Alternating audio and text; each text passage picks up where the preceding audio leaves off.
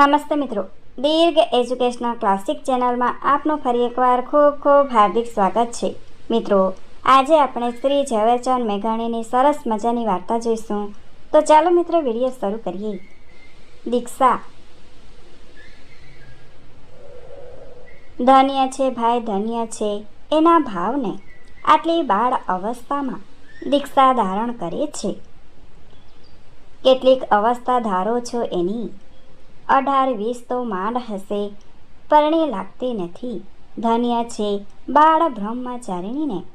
હા હા હા, બાળ બ્રહ્મચારિણી ખરી. કા શક પણ હતું તે તૂટ્યું છે. કોઈ સંગરતું નથી. 20 વર્ષની અવસ્થાએ બીજો ઉપાય 100. કા કૂવો ને કા દીક્ષા. ચેરાઈ ગઈ છે ભાઈ, ચેરાઈ ગઈ છે. નહીં તો સંસાર ત્યાગો એ કાંઈ આકડેથી મધ ઉતારવાનું કામ નથી. ચેરાઈ ગઈ છે, હા ચેરાઈ ગઈ છે. પણ મોં ઉપર તો ભારે વૈરાગ્યના ભાવ ઉઠેલ છે. 100 ઉંદરડા મારીને મીનીબાઈ હજ પડવા ચાલ્યા. 2 વર્ષ પહેલાંની એની જુવાની જોઈ હોત તો ખબર પડત. ફાટફાટી મસ્તી, મોકળી લટો, ઓઢણાની મથરાવટી તો ખભે જ પડી હોય. પગે પડે ત્યાં ધરતી ધંડેણે. એનું હસવું 4 ભીતો વચ્ચે ન માય એને કોણ સૂંધે. કાંઈ મફતની ચેરાઈ ગઈ હશે. ચેરાઈ ગયેલ છે.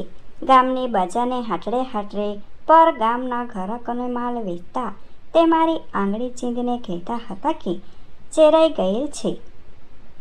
વકીલો પોતાની ઓફિસોની મેડીઓ પર ઊભીને પરસ્પર આંખ મિચકાવી કહેતા હતા કે ખલ્લાસ, ચેરાઈ ગઈ. અધિકારીઓના ટોળાને જમવા તેડી જનાર નગર શેઠ પોતાની લાકડીના છેટા વતી ચિંધામણું કરીને બોલ્યા કે જોઈ લ્યો સાહેબ, આ એ પોતે જ ચેરાઈ ગયેલી, આ પોતે જ એ ચેરાઈ ગયેલી, આ પોતે જ. એમ કહીને અધિકારીઓ પણ પોતપોતાના હાથમાં સોટી, લાકડી, સ્ટેથોસ્કોપ, કાગળનું ગૂંચડું વગેરે જે કાંઈ હતું તે વડે ચિંધામણું કર્યું. જેઓની પાસે આવું કશું સાધન નહોતું તેઓએ પોતપોતાના જમણા હાથની મોટી આંગળીથી ચલાવી લીધું. ચેરાઈ ગયેલી. ફક્ત નવા નિમાઈ આવેલા મુનસુફ જ એટલું બોલ્યા કે ભાઈ સાહેબો, ચિંતામણો કર્યા વગર જ વાતો કરો ને.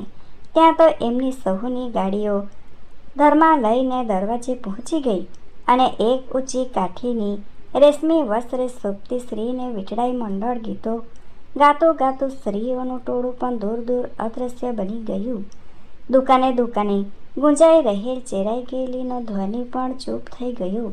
કોઈ કોઈને પૂછ્યું નહીં કે એ ચેરાઈ ગયેલા જીવનમાં એવું તો શું પાપ બેસી ગયું હતું.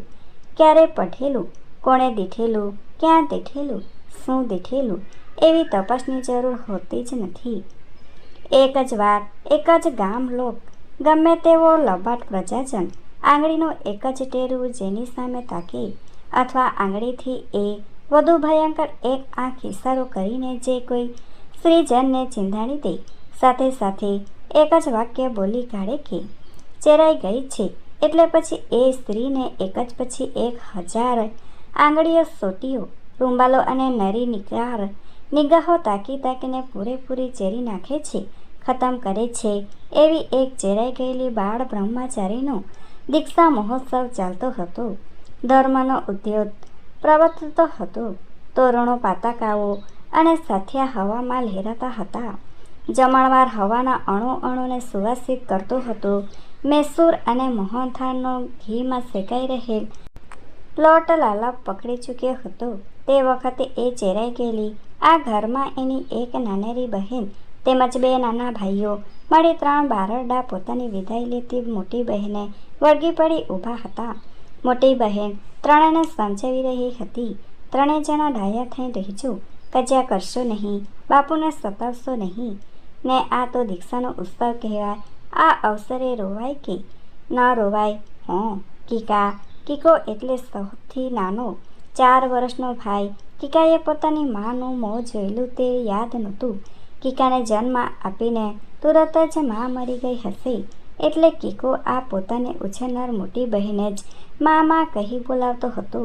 કીકાને નહોતું સમજાતું કે માની વિદાય એ ઉત્સવની સી રીતે ગણાય. કીકો કોમળ પ્રકારે રડી જાણતો નહોતો, તેથી બરાડા પાડતો હતો. ગાયનું વાછરડું પણ એવી જ કઠોર વાચામાં રડે છે. બીજા બેઉ ભારડા તો ભાન હતું કે મોટી બહેન મોક્ષને માર્ગે જઈ રહી છે.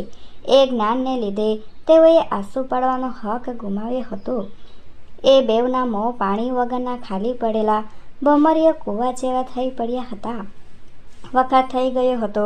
સ્ત્રીઓના વૃંદ ધોળ મંગળ ગાતા ગાતા ધર્માલય તરફ ચાલ્યા જતા હતા. મોટી બહેને ત્રણેય ભારડાને ફરી ફરી ચૂમીઓ ભરી. બાપ આવીને ઊભો રહ્યો. ભોદા જેવો લાગતો હતો. દુઃખની લાગણી અમુક ચહેરા ઉપર સુંદર ભાત પાડે છે. ચહેરાને એ ભયંકર બનાવે છે, પણ સુંદર અને ભયંકર એ બે ઉપરાંત એક ત્રીજું સ્વરૂપ પણ દુઃખને હોય છે. એ સ્વરૂપ ઝીલનાર મોડું બદશકલ બની જાય છે. એને દેખીને હસવું આવે. દુઃખનું હાસ્યાસ્પદ સ્વરૂપ સૌથી વધુ બિહામણું છે. બાપ એટલું જ ન કહી શક્યો કે બહેન એકાએક ઊંઘતા ઊંઘતા જ ગાંડા બની જનાર માણસ જેવું એ ઊભો હતો. ઉત્સવના ગીત ધ્વનિ નજીકને નજીક આવી રહ્યા હતા.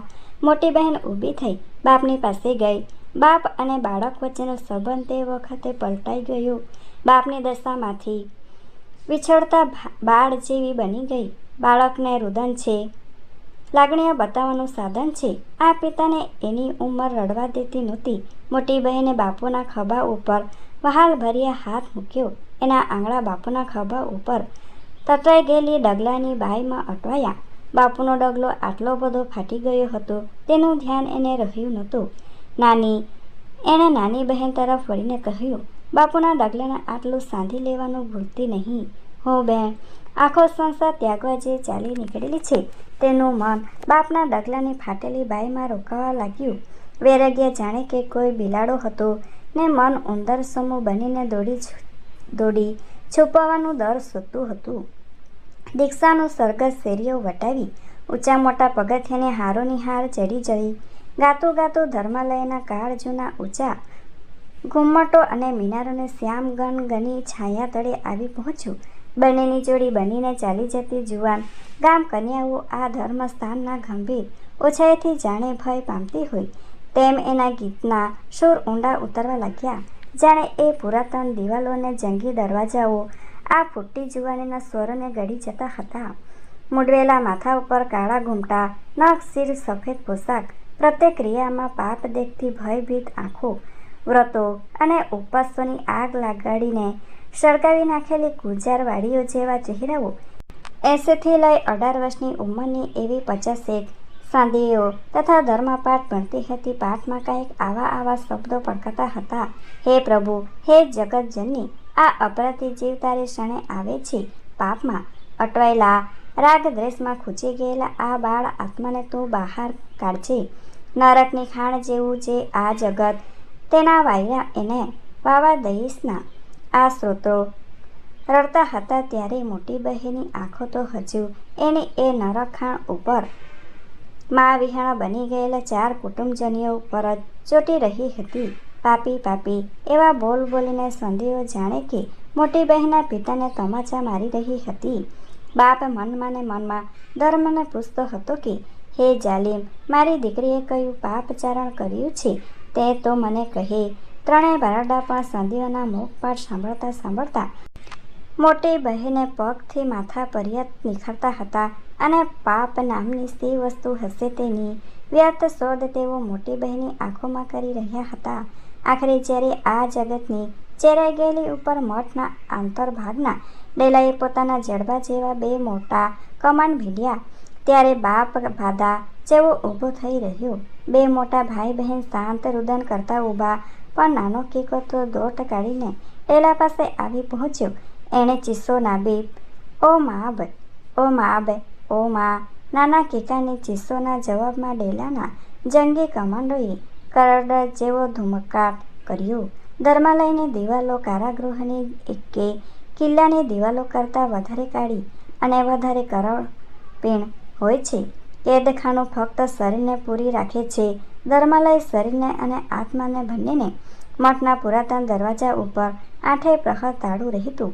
અડધો જ ગજ લંબાઈની એની ચાવીઓનો મોટો ઝુંડો સાચવી એક 70 વર્ષની બુઢી સાંધી ત્યાં સૂનમૂન બેસી રહેતી. બહારથી કોઈ દરવાજો ઠોકતું ત્યારે પ્રથમ પહેલાં એ બુઢી સાંધી બીતી કમર સણસણવા 4 ઝીણા બાકરોનું ચગતું ઉપાડીને નજર કરતી. 60 વર્ષના એક ડાક્ટર સિવાય ત્યાં કોઈથી દાખલ થવાતું નહોતું. ડાક્ટર સિવાય કોઈ પુરુષનું મોં જોવું એ ત્યાં મહાપાપ લેખાતું. પ્રભાતના ધર્મપાઠ હજુ હમણાં જ પૂરા થયા હતા. નવા મૈયાને આટલા બધા દિવસ થયા છતાં ધર્મપાઠ મોંએ નહોતા ચડતું. પોથીના પાના હંમેશા સામે જ રાખવા પડતા. વારંવાર ધ્યાન સૂચક થઈ જવાતું. ધર્મપાઠ કયા પાના પર ચાલે છે તેની શોધમાં નવા મૈયા પોથી ઉથલાવીને વ્યર્થ ફાંફા મારતા. પાઠ કરતાં ઉઠ બેસની, વંદનાની દિશાઓ બદલાવવાની, હાથ પગની જુદી જુદી નિશાનીઓ કરવાની વગેરે ક્રિયાઓમાં સૌની સાથે રહેવાનો ઘડો એને હતો નહીં. ધર્મવિધિમાં એની પાસે ઉગતી 3 જુવાન મૈયાઓ નવા મૈયાને પ્રત્યેક ક્રિયામાં સામેલ રાખવા પ્રેમભરી કોશિશ કરતી. પણ એ વાત આશ્રમના ગોરાણીને મોટા મૈયાને ગમતી નહોતી. મોટા મૈયા એ સ્વાંધી વિહારના કરડા સંયમ નિયમોની જીવતી મૂર્તિ હતા. પાપ વિશેની એની જાગૃત બુદ્ધિ અજબ હતી. જુવાન મૈયાઓ જો જરી વધુ મોં મલકાવી તો મોટા મૈયા એ મલકાટમાં પ્રગટ થતા. પાપને તુનંત પારખી કાઢતા. જરીક વધુ આનંદભર્યું હાસ્ય સંભળાતા તો એની કરડી મુખ મુદ્રા બોલી ઉઠી કે ખીખ્યાટા. આવા ખીખ્યાટા મૈયાઓ નરકે જવાની જે એ રસ્તો છે. ચૂપ રહો, ખીખ્યાટા છોડો. કાંઈ નહીં મૈયા. એના જોડીદાર એકબીજા ગોરાણી પોતાનું 55 વર્ષનું ભદ્ર મોં ઊંચું કરીને મોટા મૈયાની કડાકી પર કોમલ ભાત પાડતા. બાપડી હજુ તો જુવાનડીઓ છે. પાપ ધર્મનું ભાન ચૂકી જાય છે પણ કાળક્રમે ઘડાઈ જશે. ક્ષમા કરો. એ જોડીદાર ગોરાણીના કંઠમાં ગત યૌવનના ઝંકાર હતા. એની આંખોમાં છૂપું જનેતા તત્વ સૂતું હતું. એની મુખ મુદ્રામાંથી જોબાના અણપૂર્યા કોડ ડોક્યા કરતા હતા. જુવાન સંધીઓ પોતાના સુખ દુઃખ એ મૈયા કને જઈ ખોલતી. આશ્રમની આ 2 અધિષ્ઠતાઓના શાસનમાં આશ્રમ જીવન લીલું સૂકું વહ્યા કરતું. ડાક્ટર આવતા. કોઈ સાંધેની આંગળી પર ગુમરો તો કોઈની આંખોનો દુખાવો. એવા બાહ્ય દર્દોની દવા કરીને પછી ડાક્ટર ઊભા રહેતા. ત્યારે પેલા ભદ્ર પ્રકૃતિવાળા નાના ગોરાણી જુવાન સંધીઓના ઊંડા માનસિક રોગોની પણ સારવાર યાચતા હતા. ડાક્ટર એણે એક જુવાન સંધીને હાજર કરીને કહ્યું, આ મૈયા દિવસે શોષાતા જાય છે. કશું ખાવા પીવાનું એને ભાવતું નથી. તમારું મોં જરી બતાવશો મૈયા? ડાક્ટરે કણું સ્વરે પૂછ્યું. ઘૂમટો ઊંચો કરો. મૈયા નાના ગોરાણીએ રજા આપી. ડાક્ટરે એ ચહેરા ઉપર સળગી ગયેલું સુંદર ઉપવન દીઠું. પૂછ્યું, કેટલા વર્ષની ઉંમર તમારી? 18. જુવાન સંધીએ જવાબ દીધો. એ એક જ બોલ હતો છતાં જાણે ગળામાં ગુંગળાતો હતો. બુઢા ડાક્ટરે મસ્કરી કરીને કહ્યું, કાંઈક નથી તમને મૈયા, કશો જ રોગ નથી. બરાબર ઊંઘ કરો, મન પ્રફુલ્લિત રાખો, કસરત કરો. રોગી સંધીને રવાના કરીને ડાક્ટરે નાના ગોરાણીએ કહ્યું, લગ્ન, એકમાત્ર લગ્ન જ આ બીમારીનો ઉપચાર છે. અહીં પુરાયેલી આ જુવાન બ્રહ્મચારીના જીવનના અભિલાષ રૂંધાઈ રહેલ છે. એને મોકળા કરો, તે સિવાય ઈલાજ નથી. ડાક્ટર એ મૈયાને મોટી દીક્ષા અપાઈ ચૂકી છે. એ તો એની મા જોડે અહીં 8 વર્ષથી હતી ત્યારે આવેલી. હવે એને સંસારમાં મોકલાવી શકાય તેવું નથી. નવા મૈયા ક્યાં છે? શું કરે છે? દિલ ચોટ્યું નથી હજુ. બુદ્ધિ બહુ મંદ લાગે છે. ગોખેલા પાઠ યાદ નથી રહેતા. ક્રિયાઓમાં પણ ભૂલો ઉપર ભૂલો કરે છે. મને મળી શકશે? હા, આવો. અંદરના ચોગનમાં પછવાડાના ભાગમાં એક ઝાડના થડ ઉપર માથું ડાળીને નવી મૈયા ઊભી હતી. પાઠશાળામાં બીજી સાંધીઓને કંઠેથી ગુંજરાવ કરી રહેલા ધર્મપાઠની વચ્ચે એને શું સંભળાઈ રહ્યું હતું? ભારાડાની ધીંગામસ્તી શેરી જાણે ગાંજતી હતી. બીજા નાના બટુકડા પણ જાણે પાપા પગલી કરતા. મામા માસી કહી ત્રણેય બાડોળની પછવાડે દોડતા હતા. વારંવાર ચમકીને નવી મૈયા નજર કરતી હતી. થોડીવાર ધર્મપાઠનો ધ્વનિ સંભળાતા પણ ફરી પાછા એ જગતમાં ભણકારા ઘેરી વળતા હતા. એની આંખો સામે શેરી ઉઘડતી. શેરીના ધૂળમાં લૂંગડાના ગાભાના ગોટા, નાની નાની ગેડીઓ, મલેખાવના રમકડા અને કીકાને મામા મામા કરી બોલાવતા એક બે ભૂલકા તમર ખાઈને મોટી બહેન જારના થડ સરસી ઢળી પડી. મૈયા, ડાક્ટરે સાથ દીધો. એણે ઊંચે જોયું. તમારા સંસારી ભાડું અને તમારા પિતા ખુશીમાં છે. કાંઈ કહેવડાવવું છે? નહીં નહીં, મારે ને એને શું? એવી સંસારી વાતો કરો નહીં ડાક્ટર, એમ કહીને એ ચાલી ગઈ. જગતમાં ચીરેલી ફરતી તે વેળાની રૂપની પૂતળીને આજે ડાક્ટરે એ ઢમર ઢળકતા કાળા ચોટલા વિનાની દેખી. ખાપણમાં લપેટાયેલો મૂર્ધું સ્મશાનમાંથી ખડું થઈને ચાલ્યું જતું હોય એવો એનો દેખાવ હતો ને બહાર દુકાનો માંડીને બેઠેલું જગત બોલતું હતું કે ચેતી ગયો જીવડો, પરલોકનું સાધન હાથ કરી લીધું. ધન્ય છે ભાઈ એવા ત્યાગને. આજનો દાડો મોટા મૈયા, કૃપા કરીને આજનો દાડો. હા હા મૈયા, ભલા થઈને આજનો દાડો પાઠ બંધ રાખો. હા, એક ફક્ત આજે છુટ્ટી આપો મૈયા. ફરીને અમે 6 મહિના સુધી છુટ્ટી નહીં માંગીએ મૈયા. દયા કરીને આજનો દાડો. 50 પૈકીની 4 જુવાન સંધીઓ આજે 2 વડી ગોરાણીઓના કરગરી રોજિંદા શાસ્ત્ર પાઠમાંથી એક જ દિવસની છુટ્ટી માંગી રહી હતી. પાઠ બંધ રખાયા. વડા ગોરાણીનું મોં ચડી ગયું. એવી પાપની વાતો સી? નિયમનો ભંગ એ કાંઈ જેવું તેવું પાપ છે? કૃપા કરીને ખબરદાર, તમે ચારેય જણીએ બહુ ઉપાડો લીધો છે, પણ મૈયા અમે એ પાપનું નિવારણ કરી લઈશું. નહીં, હું એમાં હા કહું તો મને પાપ આવે. શાસ્ત્રો બનાવનાર શું મૂર્ખા હતા? કરવું નહીં, કરાવવું નહીં, કરતાં રૂડું જાણવું નહીં, એ 3. પણ મૈયા જાઓ, તમારું પાપ પણ મારે માથે. એટલું બોલતી એક થનગનાટ કરતી યુવાન સંધીએ ખડખડાટ મધુર હાસ્ય છેડ્યું. ઝાડની લીલી ડાળી પરથી જાણે કિલ કિલ કિલ નાદે એક સામટા 3-4 પક્ષીઓ ઉડ્યા.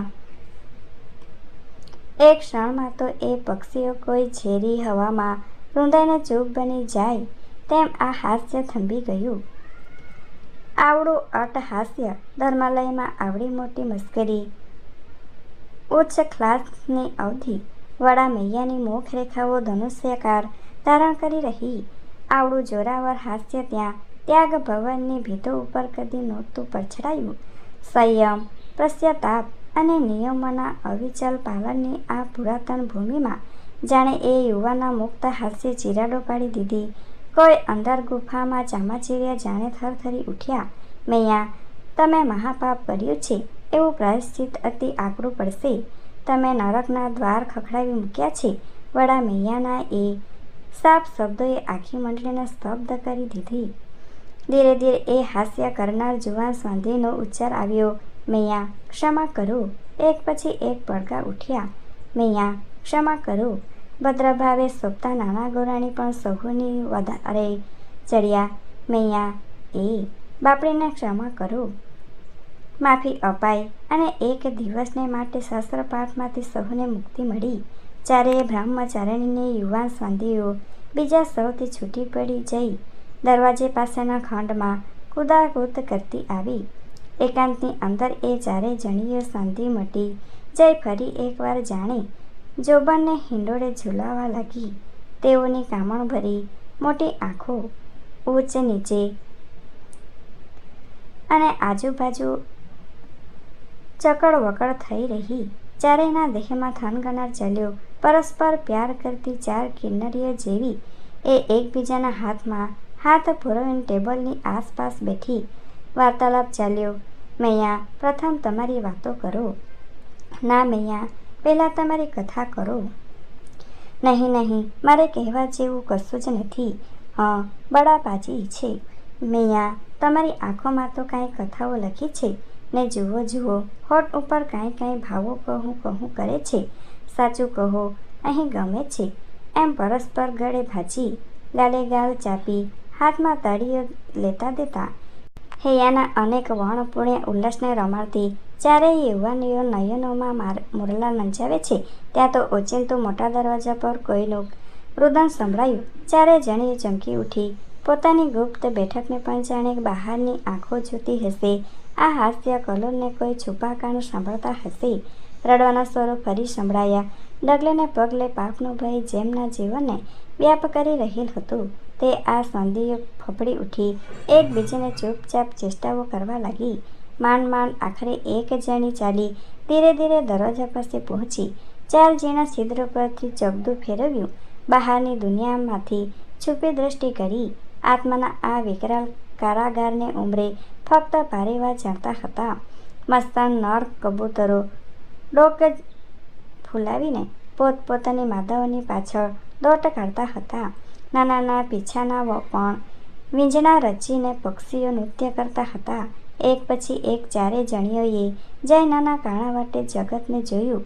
પારવાની પ્રથમ ક્રિયા ઉઠી. છિદ્ર વાટે બહાર સરી જવાનું મન થયું. પાછા આવીને ટેબલ પર બેઠા. પાછો અવાજ આવ્યો. ફરીને ચારેય જણા થડક થડક થઈ રહ્યા, જાણે પ્રભુ પોતે જ તેઓના આ પાપચરણને બળતો બેઠો છે. ચારેના ચહેરા પરથી હોશ ઉડી ગયા. પણ આ વખતનો અવાજ જુદે ઠેકાણેથી જાણે પૃથ્વીના પડ નીચેથી આવતો હતો. ચારેનું ધ્યાન દરવાજાની બાજુમાં જે દિવાલ હતી ત્યાં સંધાયું. બહારના જગતમાંથી અંદર લાવવામાં આવતી રોજિંદી ચીજ વસ્તુઓને અંદર પેસવાનો એ રસ્તો હતો. એ એક ચક્કર હતું. ચક્કરની એક બાજુ ઢાંકણું હતું, બીજી બાજુ ખાનું હતું. બહારનો મનુષ્ય ખાનામાં ચીજ ગોઠવી દેતો ને પછી અંદર ઊભેલી 80 વર્ષની દરમિયાન સ્વાંધી એ ચક્કરને ફેરવતી. ખાનું અંદર આવતું, ઢાંકણ બહાર ચાલ્યું જતું. દરમાં લઈને ગર્વ લેવા લાયક એ તરકીબ હતી. ડાક્ટરી સારવાર સિવાયનો આખો જ વાસના સંસાર ઝાંખ મારતો આ બ્રહ્મચાર્યના કિલ્લાની બહાર ખડો હતો. જગતની દ્રષ્ટિ પ્રવેશ કરી શકે એવું એક પણ જાળિયું પાડવાની જરૂર નહોતી રહી. રુદનના સૂર એ ચક્કરમાંથી સંભળાયા. દરવાજા બુઢી ત્યાં જ હાજર નહોતી. સાંધીઓએ ચક્કર ફેરવ્યું. ખાનું અંદર આવ્યું. ખાનામાં એક નેતરની સૂતેલ ટોપલી પડી હતી. ટોપલી ઉઠાવીને સાંધીઓએ ટેબલ પર મૂકી દીધી અને પાપ ભીરુ દ્રષ્ટિએ ચારે બાજુ જોતા ટોપલી પરનું ઢાંકણું ઉગાડ્યું. ઉપાડતા સૌના મોંમાંથી ઉદ્ગાર નીકળ્યો, છોકરું. છોકરું કોનું? છોકરું ક્યાંથી? ઓ માં, છોકરું. અંગૂઠો ચૂસતું એક 3-4 વાસાનું બાળ આ ચારેય રૂપાળા મોઢા સામે તાકી રહ્યું. ચારેય સાંધીઓ સામસામે જોવા લાગી. છોકરું, કોઈનું છોકરું. એવા સ્વર અંદરની પાઠશાળામાં સંભળાયા. બાળકનું રુદન પણ ત્યાં પહોંચ્યું. થોડી વારમાં તો ત્યાં 50 સાંધીઓ ટોળું જમા થઈ ગયું અને સ્વર ઉઠ્યા, છોકરું. કોઈનું નવું જ જન્મેલું છોકરું, તાજું જાણીને મેલેલું છોકરું. પણ અહીં ધર્માલયમાં છોકરું, કોઈ ભ્રષ્ટાનું છોકરું. એવા ધ્વનિઓની વચ્ચે સૌને થરથરાવતો વડા ગોરણનો ઉચ્ચાર સંભળાયો, આ તે સંયમ કહેવાય બાઈઓ. આટલો બધો મોહ લાગી પડ્યો. ધોરકરમાં બાંધી રહ્યા છો, લાગતા નથી. પણ મૈયા, બાળકની ટોપલી પર લડી રહેલા 4 જણીઓમાંથી એક બોલી ઉઠી, કોઈએ રઝળતું મેલેલું છોકરું છે. તે શું થઈ ગયું? ભેખ પહેર્યા છે તેની મસ્કરી કરાવો છો કે જરા તપાસ્યું કે એ છોકરો છે છોકરી? છોકરાને તમારાથી અડકાય કે ધોર પાપ? બધા ચૂપ બન્યા. આખરે સ્ફોટ થયો, મૈયા, આ તો છોકરી છે છોકરી. પણ છોકરી છે તે શું થઈ ગયું? કોઈક નીચા પાપણીના પેટનું એ પાપ અહીં આપણાથી કેમ રખાય? પણ મૈયા, એની માં પાપણી, એમાં આ બાપડી છોકરીનો 100 ગુનો. એની સી પંચાત દીક્ષા લીધેલ છે તે તો પાડો. માવડીઓ, આ ધર્મનું સત્યાનાશ. મોટા ગોરણનો મોં એવા સાપ વસાવતું રહ્યું. દરમિયાન 50 સાંધીઓ ઝુમખું બાળકની ટોપલી પર જોડબી રહ્યું. સરની મુખરે બધા સ્વર ભાવના નાના ગોરાણીની કરુણા આંખો નીતરતી હતી. ધર્માલયની રૂધેલી હવામાં નવો વાયુ હિલ્લાલો વાતો હતો. 50 છાતીઓનું ચીપાઈ ગયેલું માથું તો છલછલ થતું હતું. વૈરાગ્યના સુકાઈ ગયેલા હોજ સમા ચહેરાઓમાં ચૈત્ર માસની સરવણીઓ ફૂટી નીકળી હતી. અને બીજી બધી સંધિઓ જ્યારે બાળકને શું કરવું એ બાબત પર તેમજ દોષાદોષ પર જોરજોશથી દલીલો કરી રહી હતી, ત્યારે નવી મૈયાએ બીજું સગળું ભાન ભૂલી જઈ જગતના કે ધર્મલયના અસ્તિત્વ પ્રત્યે બેભાન બની કરડિયામાં સૂતેલી છોકરીની જોડે એકાંતર જીવન કરી નાખ્યું હતું. કાલી બનીને એ બબડતી હતી, હા હા, હું મરું ને મરું.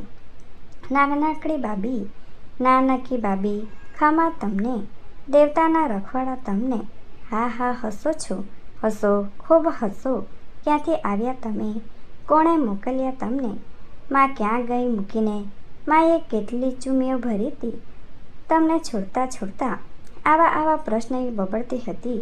ટોપલીમાં બાળ હસતું હતું, એનો હાથ ઊંચો થતો હતો, સાંદીનું મોં નીચું નમતું હતું, બાળકની આંગળીઓ એના ગાલ પર અડકતી હતી. એ સ્પર્શના જાદુ થકી નવી સાંદીની સૃષ્ટિ પલટાઈ જતી હતી. 50 સાંદીનું ટોળું એની ઘેલસા નિહાળતું રમૂજ પામી ઊભું હતું. તે ભાન એ ભૂલી ગઈ હતી.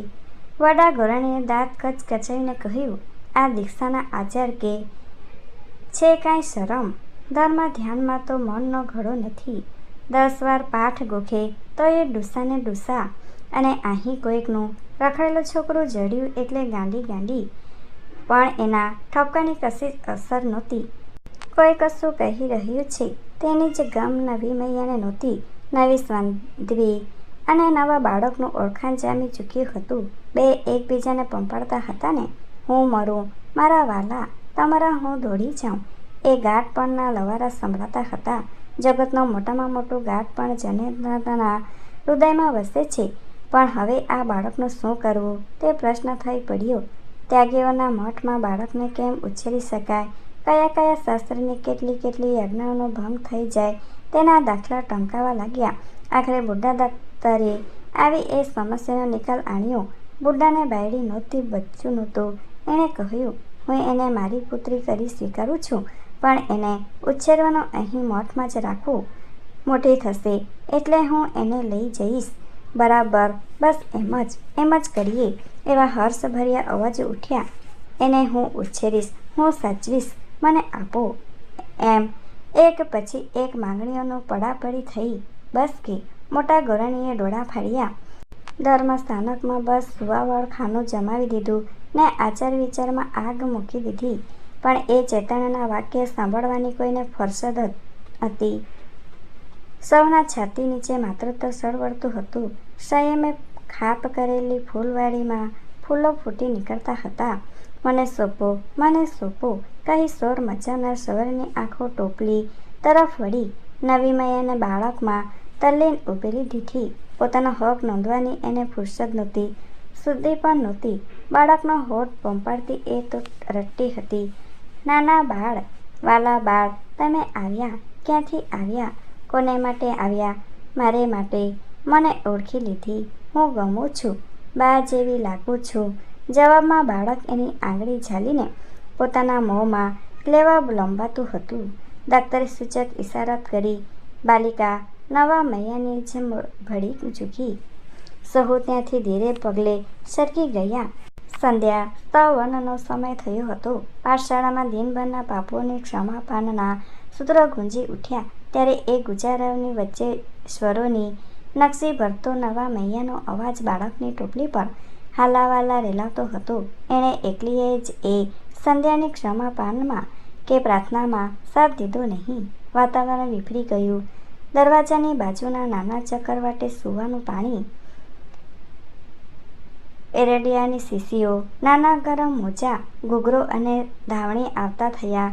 સંધ્યાઓના સીવણમાં બાબીને સારું જાતના ફરાક ચંડીઓ, લાણિયા ને ત્રાસ્યા સીવતા થયા. કોનું સીવેલું ફરાક વધુ શોભે છે તેની સરસાઈ ચાલી. ધર્માલયની ફર સંબંધી વારંવાર બાબીના મળમૂત્રો વડે ગંદી થવા લાગી. બાબીને અડકે દાંત ઊગતો દેખાયો. તેનો કુતૂહલ અને વિસ્મય સહુ સાંધીઓને ઘેલી કરી નાખવા લાગ્યું. બાબી ભાંગ્યા તૂટ્યા બોલ બબડતી થઈ એટલે તો આશ્ચર્ય અને હસાહસની અવધિ જ આવી રહી. આ બાબીને સહેજ શરદી લાગી જતા તો ગરમ પાણીની કોથળીઓ, અળસીની પોટલીસ, લેપના ડબ્બા વગેરે વસ્તુની ધમાલ ચાલી રહી હતી. ધર્મના પાઠ વાંચવામાં સંધ્યાઓ બગાસા ખાતી, જ્યારે બાબીને માટે આખી રાતના ઉજાગરા ઉપરા ઉપરી ખેંચતા. પહેલીવાર 2 દિવસે બાબીને પાપા પગલી કરાવી તે દિવસ મહોત્સવ સમાન હતું. બાબીના વાળ ઓળવા માટે સરસ કાસકીઓ આવી. પોતાને માથે મુંડન કરાવનારી સંધ્યાઓએ બાબીના માથામાં ભાતની અંબોળીઓ, તરહે તરહેના મીંડળા, ચિત્ર વિચિત્ર ગૂંથણકળા કરી વર્ષોની છુપાઈ રહેલી પોતાની રસધાને તૃપ્ત કરવા માંડી. બાબી મોટી થઈ નવા મૈયા મા તરીકે ઓળખાવા માંડી. બાબી 8 વર્ષની, 10 વર્ષની થઈ. ધર્માલયના ઊંચા તલા મંડપો પર ચડીને ફૂલો ચૂંટતી થઈ. છૂટા ગાવા લાગી. શું ગાતી હતી કાંઈક આવું: મારા ઘર પછવાડે રે વાડિયું, એના ફૂલડા લઈએ જાય રે. વાગે છે વેરણ રે વાંસળી, એના ફૂલડિયા ફોરીએ જાય રે. વાગે છે વેરણીએ વાંસળી, એના ફૂલડિયા કરમાયા રે. વાગે છે વેરણીએ વાંસળી. પાઠશાળામાં વૃદ્ધ સંધ્યાઓ સીવણ કરતી ધ્યાન સૂચક થતી. હાથમાં સોય થંભાવીને બાબીના સુરોમાં તાલ દેવા લાગતી. એક યુવાન સંધ્યાને નવો પાઠ આપવામાં આવ્યો હતો. તે ગોખતી બાબીના ગીતની ધ્યાનભંગ થતી હતી. વારંવાર વડા સંધ્યાની કરડો અવાજ કરીને એને ટપારતા હતા કે, અટકો છો શા માટે મૈયા? ગોખો ભલા થઈને. ધર્માલયની ભીથો વચ્ચે વાંસળીનું સંસારી ગાન પેસી ગયું હતું. બાબીના કંઠે સંધ્યાના સૂતેલા પ્રાણને જાગ્રત કર્યા હતા. ખાડી જેવું ભંધ્યાર ધર્માલય સંસારી વહાલ પયના મહાસાગરની ભરતીએ ભરાઈ ગયું. 10 વર્ષ બીજા પણ આવીને ગયા. તે દિવસની સંધ્યા નમતી સૂરજની બાથમાં જાણે સમાતી હતી. કાલે આવીશ એવો કોલ દેતા સૂર્યનું છેલ્લું ચુંબન સંધ્યાને ગાલો ઉપર સુરખી છલકાવતું હતું. એ લાલી ફક્ત આ ધર્માલયની ઊંચી દિવાલોની અંદર જ નહોતી દેખી શકાતી. દરવાજા કમાડ પાસે 80 વર્ષનો બુઢો સાંધી નીચું ખાલી બેઠી હતી. બાળ બ્રહ્મચારિણી હતી. પોતે અહીં ક્યારે દાખલ થઈ તે પણ વિસરી ગઈ હતી. જુવાની આવીને ક્યારે ચાલી ગઈ તેનું પણ એને ભાન નહોતું રહ્યું. એ વૃદ્ધ સંધ્યાને સમયે દરવાજા બહાર કાંઈક પગરવ અને પરિચિત અવાજ સાંભળ્યો. ચકદું ઊંચું કરીને ઝીણા બાકરા વાટે દ્રષ્ટિ ઠેરવી. જોતાની વાર જ એણે ચકદું વીડી દીધું. 80 વર્ષની એની જેફી ઉપર પણ મધુલ્લજાનું લાલ હાસ્ય રમી રહ્યું ને એણે 2 કમળની દોરીએ ઉપર કાન માંડ્યા. કશુંક મીઠું સાંભળવાની સુખ વેદના એના મોં પર રમવા લાગી. ત્યાં તો તમાશો હતો. ત્યાં દરવાજાની બહાર બીજું કાંઈ જ નહોતું. એક યુવાન અને એક યુવતી એ એકાંતે આંબલીની ઘટા નીચે એકબીજાને વિદાય લેતા હતા. સૂર્ય સંધ્યાની વિદાય લઈ રહ્યો હતો. તેને મળતી આ માનુષી વિદાય હતી. વૃદ્ધ સંધ્યાએ મીઠું મલકાતા મોટી ચાવીઓનું ઝુમકું ઉઠાવ્યું. કમાન ઉઘાડ્યા. અંદર દાખલ થનારી યુવતીના ગાલ ઉપર હજુ સંધ્યાવરણી બેની સુરખીની ભાત તરવરતી હતી. કેમ મૈયા? એણે પૂછ્યું. સારું બાબી, સંધ્યાએ ઉત્તર વાળ્યો. બાબીને 20મું વર્ષ બેસી ગયું હતું. બાબીનું રૂપ સામ્ય સમાતું નહોતું. બાબી ડાક્ટર પિતાની જોડે રોજ જગતમાં જતી આવતી. મઠમાં ઉછરેલી તપોવનની તાપસ કન્યા જેવી બાબીને એક દિવસ એક યુવકના મોંની આરસીમાં પોતાનું જોબન દેખાયું. તપોવનના મૃગલા જેવું, ફૂલો જેવું, ઓચિંતું છલી ગયેલી નદી જેવું, નીતરતી સંધ્યા જેવું એ જોબન હતું. તે દિવસે એને પ્રથમ ભાન થયું કે લપતું ને છપતું કશુંક એના દેહ પ્રાણમાં પ્રવેશી જઈને રોમે રોમનો કબજો લઈ બેઠું છે.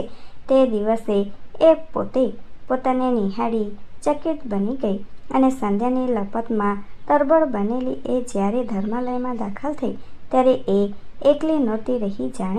જાણે એની બાજુમાં કોઈક બીજું જણ પણ લપતું આવી રહ્યું છે. બાબી આવીને માતાના પગ પાસે બેસી ગઈ. બાબીના હસતા ગાલ પર અશ્રુધારાઓ ચાલી જતી હતી. મૈયાને તો 40 પૂરા થયા હતા. બાબીની આંખોના અકથ્ય ભાવમાં ઉકેલી રહી હતી. બાબી, બેટા, તને શું થયું છે? કાંઈક મને થયું છે મા, બાબી ન કહી શકી. ડાક્ટર આવ્યા. એણે બાબીના વેવિસાની વાત કરી. મુહૂર્ત જોરાવી રાખ્યું છે. ફાલ્ગુનમાં લગ્ન પતાવી નાખવા છે. બાબી દીકરી ઠેકાણે પડી જાય એટલે મારો પણ છુટકારો થાય. મને 80 વર્ષ થયા. સુકાયેલે પાંદ ક્યારે ખરી જશે એ કોને ખબર. ને નવી મૈયા તમારા આશીર્વાદ લઈને બાબી વિદાય લે એટલું એનું પણ કલ્યાણ થાય. બાબીનું વેવિશાળ, બાબીની લગ્નતિથિનો નિર્ણય, બાબીની વિદાય વગેરે વાતો જેમ જેમ બોલાતી ગઈ તેમ તેમ નવી મૈયાના મોં પરથી ચેતન ઉડવા લાગ્યું. 20 વર્ષના આશ્રમ જીવનના અણએ અણને વ્યાપી બેઠેલું બાળ એકાએક વિદાય લઈ જ કેમ શકે? ને જાય તો મારી સી વલે થશે? આ કોણ દગલબાજી રમી રહ્યું છે? કોણ ચોર જાગ્યો? આવી ગંભીર છેતરપિંડી, આવી ભારી ઉઠાગીરી, આવી ગાતકી લીલા. એકના કલેજામાં છોરી મૂકીને એનું પ્રાણધન ઉઠાવી બીજો ચાલ્યો જાય. એને શું જગત પ્રેમ કહે છે, લગ્ન કહે છે?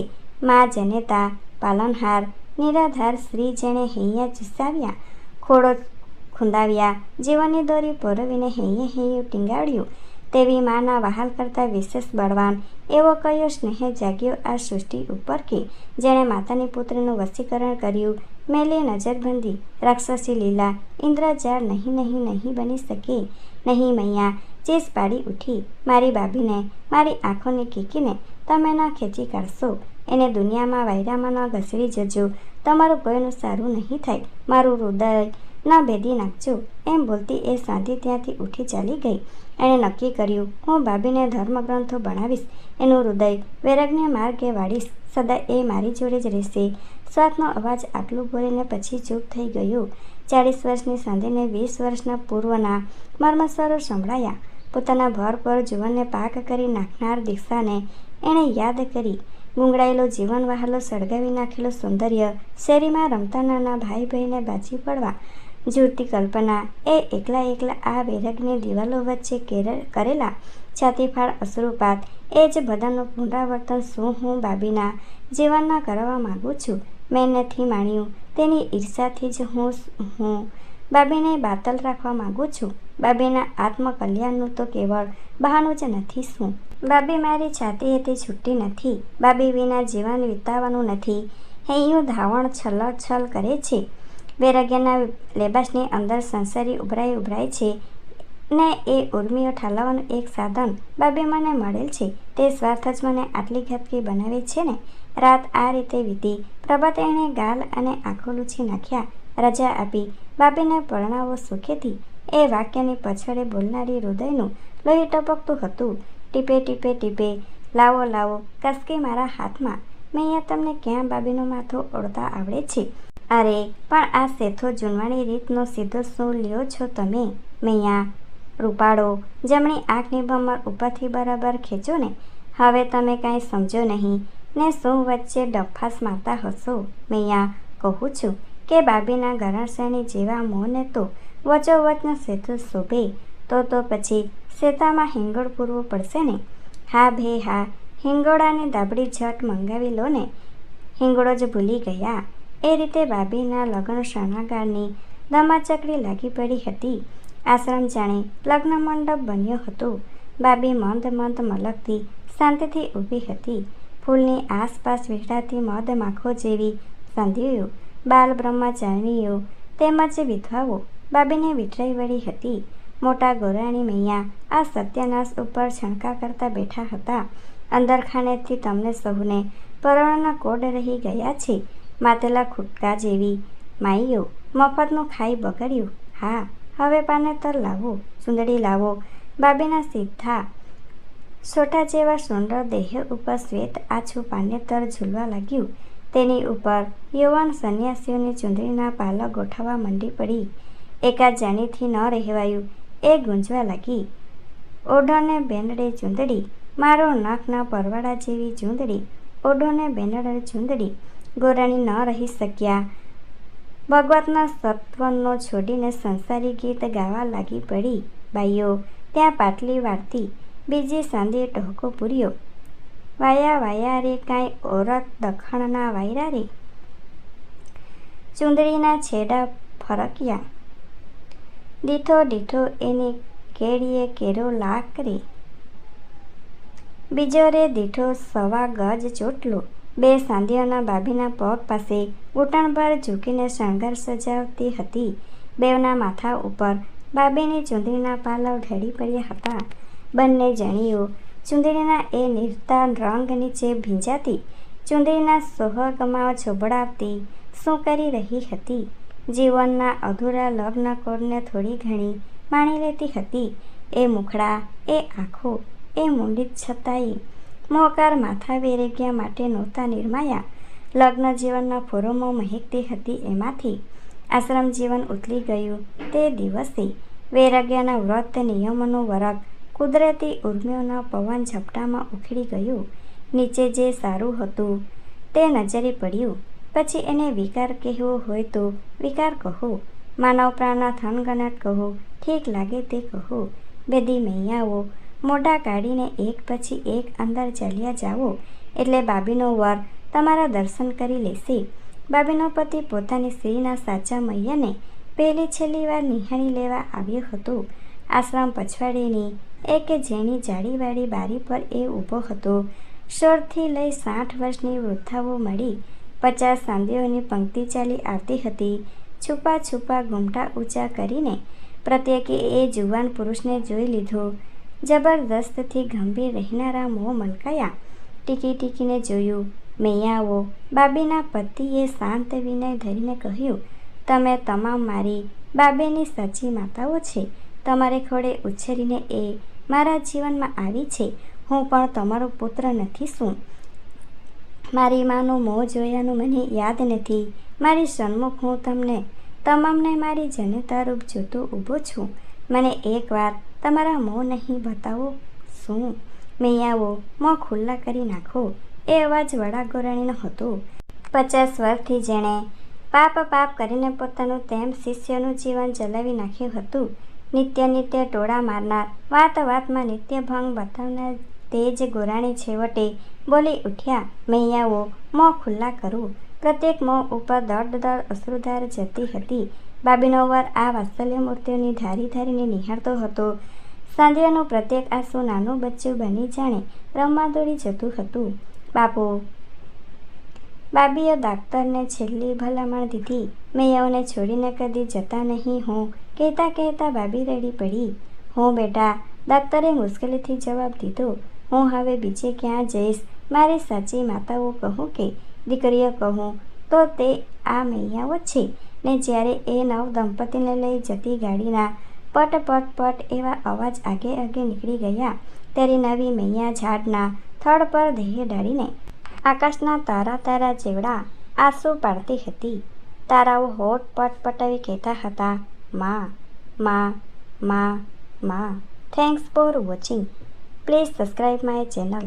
Thank you.